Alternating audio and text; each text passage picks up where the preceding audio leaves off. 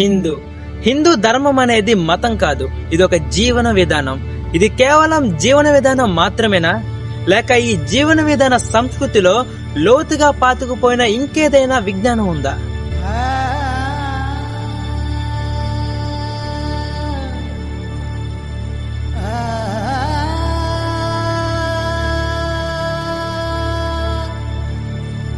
అంతు చిక్కని ఈ విశ్వం గురించి హైందవ చరిత్ర ఏమని వివరిస్తుంది?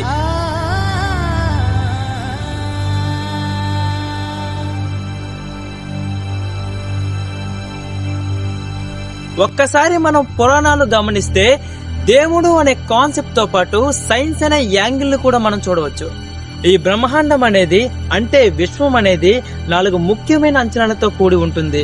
అందులో మొదటిది పరమాత్మ అంటే ఎనర్జీ, పరమతత్వ అంటే మ్యాటర్, మహాకాల్ అంటే కాలం, కాల్ అంటే శూన్య స్థలం. మోడర్న్ సైన్స్ ప్రకారం స్పేస్ అలాగే టైం అనేవి 2 వేరు విషయాలు కాదు. ఇవి 2 ఒకటే పరమాత్మ తత్వానికి సంబంధించిన 2 లక్షణాలు మాత్రమే. హిందూ ఫిలాసఫీలో ఈ రెండింటిని కలిపి కాలం అనే ఒకటే పదంతో పిలుస్తారు. పరమాత్మ అంటే శక్తి, పరమతత్వం అంటే మ్యాటర్. ఇవి 2 పరమమైనవి. పరమమైనది అంటే అత్యున్నతమైనది, శాశ్వతమైనది, ఎప్పటికీ మారంది, ఎప్పటికీ ఉండేది అని అర్థం.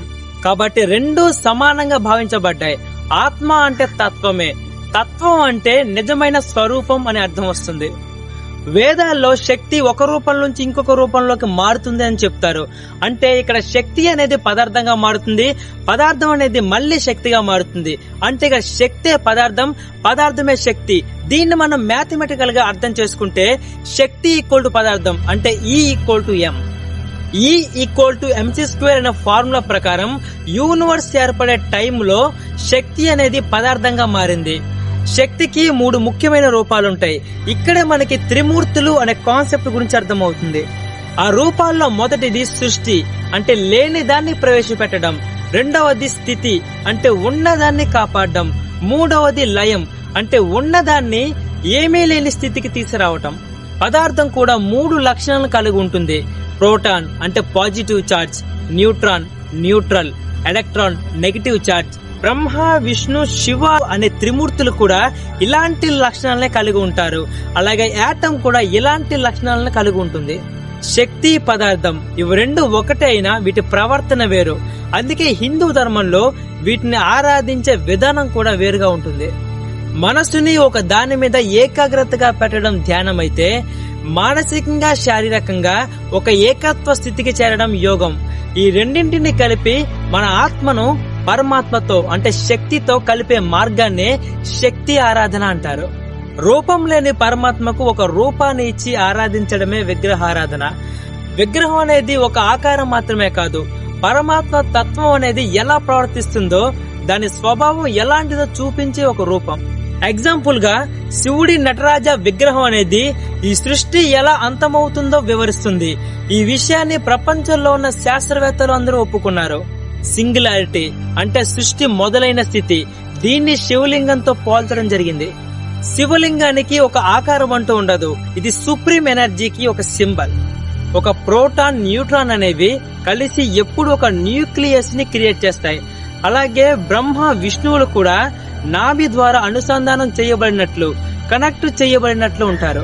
న్యూక్లియస్ అంటే కేంద్రకం, దీన్ని హిందీలో నాభి అని పిలుస్తారు. శివుడిని తాండవ స్వరూపుడిగా వర్ణించడం జరిగింది. శివుడు ఎలాగైతే నాట్యం చేస్తాడో ఒక కేంద్రకం చుట్టూ ఎలక్ట్రాన్లు కూడా అలాంటి చలనంలోనే ఉంటాయి. విష్ణువుని స్థిరకారకుడిగా వర్ణించడం జరిగింది, అంటే బ్యాలెన్స్ చేసే శక్తిగా. విష్ణువు ఈ సృష్టిని ఎలాగైతే బ్యాలెన్స్ చేస్తాడో ఒక న్యూట్రాన్ కూడా ఒక ఎలక్ట్రాన్, ప్రోటాన్ కి మధ్య ఉన్న అయానిక బంధాన్ని అలాగే బ్యాలెన్స్ చేస్తుంది. ఈ విశ్వం అనేది శూన్యం నుంచి ఉద్భవించింది, మళ్ళీ అదే శూన్యంలో కలిసిపోతుంది.